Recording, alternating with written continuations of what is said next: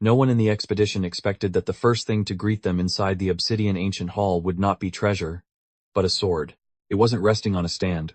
It was floating in midair, silent, as if it were watching them. When Thienduk, the strongest swordsman of the group, took one more step forward, the air suddenly trembled. A cold flash of light tore through the grand hall. Boom. In the blink of an eye, the ancient stone wall standing for thousands of years was split clean in half. Thienduk was flung away like a puppet with its strings cut, crashing hard into the rock wall behind him. Dust and fragments of ancient bricks exploded into the air. Hua lam froze. That's impossible. It's just a sword. But the sword did not fall to the ground. It slowly turned in the air, its blade emitting a chilling glow that seemed to be breathing. Kilak narrowed his eyes. Among the countless legends about ancient ruins, he had once heard of something almost impossible. Ancient mystic weapons, after absorbing the spiritual energy of heaven and earth for thousands of years, could develop consciousness of their own. The sword before them might be one of them. And what was even more terrifying was, it wasn't just alive. It was guarding something behind the wall it had just split open. An ancient secret buried in slumber for thousands of years had just been awakened. The dust slowly settled after the terrifying slash. Thienduk struggled to his feet, a thin line of blood at the corner of his mouth. The confidence he had when entering the ancient hall was gone. In front of them, the sword still hovered in midair, its blade trembling slightly like a living creature breathing. Hua Lam tightened her grip on her weapon, her voice lowering. That thing isn't a normal weapon. Kilak didn't answer immediately. He simply stared at the sword, his eyes gradually turning cold and sharp. You're right, he said quietly. That's an ancient weapon that has developed its own consciousness. An ancient weapon that had come alive. All three of them understood what that meant. Weapons like these were not only powerful, they also had a will of their own. And the will of this sword was painfully clear. No one would be allowed to go any farther. Behind the wall that had been split apart, a faint glow began to appear. An ancient garden emerged from behind the drifting dust. Petrified tree trunks stood silently like stone statues. Across the ground, countless rare medicinal plants had long since withered with time. Hoa Lam whispered in astonishment. These spirit herbs went extinct hundreds of years ago. But Kilak wasn't looking at the herbs. His gaze was fixed on the center of the garden, where an ancient stone pillar covered in sealing runes stood tall. At that very moment, the sword hovering in the air trembled slightly, as if it were warning them that the true secret of the ancient hall still lay deeper ahead. The ancient sword trembled softly in midair, releasing a low metallic hum like a warning. The cold glow from its blade swept across the petrified garden, making the air feel tense and suffocating. Kilak glanced briefly at Thienduk and Hoa Lam, his gaze calm but resolute. We can't fight it and explore the garden at the same time, he said. If we want to uncover the true secret of this ancient hall, someone has to reach the center. Thienduk wiped the blood from the corner of his mouth and let out a dry laugh. So you're saying we hold it off? Kilak didn't deny it. The moment his words faded, the sword suddenly vibrated violently. Its blade flashed with a sharp icy light, and a stream of sword energy shot straight toward them, tearing through the ground. Thienduk immediately stepped forward, swinging his blade to block the attack. Hua Lam rushed into the fight as well, flames bursting to life in the silent garden. The battle erupted. While the two of them struggled to hold back the living sword, Kilak quietly slipped past the petrified trees and moved deeper into the garden. With every step closer to the center, he could feel a strange power spreading through the air. Ahead of him, the ancient stone pillar covered in sealing runes gradually came into clearer view. But at that very moment, the sword in the sky suddenly paused. It abandoned the two opponents behind it, and turned, shooting straight toward Kilak. The living sword shot downward like a streak of silver lightning. Kilak barely managed to twist his body aside to dodge. The sword energy swept across the ancient stone ahead of him, erupting with a thunderous explosion. Boom!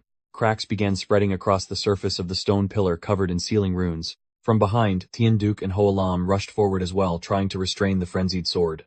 Flames and sword energy clashed again and again, sending violent tremors through the entire ancient garden. But in the middle of that chaos, another sound echoed. Crack! The ancient stone at the center split open. A pale blue light suddenly burst from the widening fracture, followed by a stream of crystal-clear water surging upward like a spring awakening after 1,000 years of slumber. The water flowed across the ground, and something strange happened immediately. The dry earth around it began to change color. A layer of green moss spread across the soil and tender shoots pushed through the petrified stone. The dead garden slowly began to come back to life. Hoa Lam was so stunned she nearly forgot to keep fighting. That's impossible. This water. Kilak stared at the flowing spring, his eyes lighting up.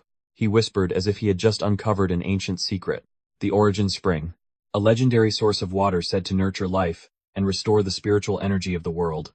And if that legend was true, Keelak suddenly realized something that sent a chill down his spine.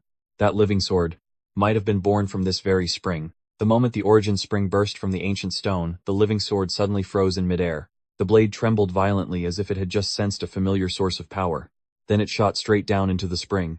Within a few breaths, the blue light from the water began to envelop the sword.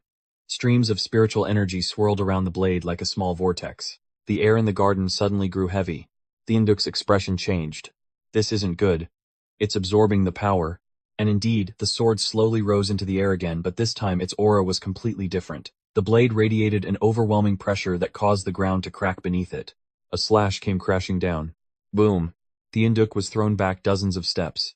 Hoalam had to raise a wall of flames just to barely block the shockwave. We can't hold it off much longer, Hoalam shouted. Behind them, the spring continued to flow, its shimmering waters seemingly feeding the sword. The Induk gritted his teeth. This treasure is too dangerous. We should retreat. Both of them turned to look at Keelak. But Keelak was still standing by the edge of the spring, his eyes fixed on the flowing water, as if he were calculating something. After a moment he spoke slowly. You two can leave. Hoalam froze. What about you? Keelak gave a faint smile. His gaze never left the origin spring. This treasure. I'm definitely taking it. The moment Keelak finished speaking, the air in the garden turned cold. Tianduk looked at him for a few seconds, then slowly shook his head. He recognized that look, the look of someone who had already decided to see things through to the end. We can't defeat that thing, Tianduk said in a low voice. But if you've made up your mind, then you're on your own. Hoalam hesitated for a moment, but in the end she turned and followed Tianduk. The two figures quickly disappeared from the trembling garden. Only Keelak remained. And the living sword. As if sensing its only remaining prey, the sword slowly rose higher into the air.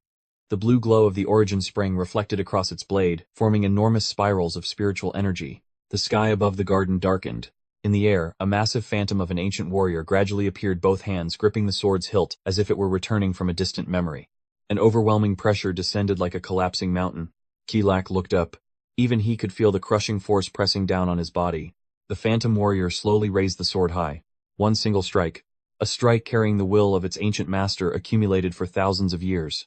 The surrounding space trembled under the pressure. If this slash fell, it wouldn't only destroy Keelak. The entire garden and the origin spring would be obliterated as well. And in that moment it seemed that every path to survival had already been cut off. Just as the phantom warrior brought the sword crashing down, the sky itself seemed to tear apart. A terrifying pressure descended upon the garden. But Keelak did not run. He stood still beside the origin spring, his expression strangely calm, as if he had been waiting for this very moment. So, you finally used your strongest move. He spoke softly. Just as the massive blade was about to strike the ground, Keelak suddenly raised his hand. A burst of golden light exploded outward. From his palm, a colossal ancient monument appeared in midair. The spirit boundary stele. Boom. The earth-shattering strike slammed directly into the stele.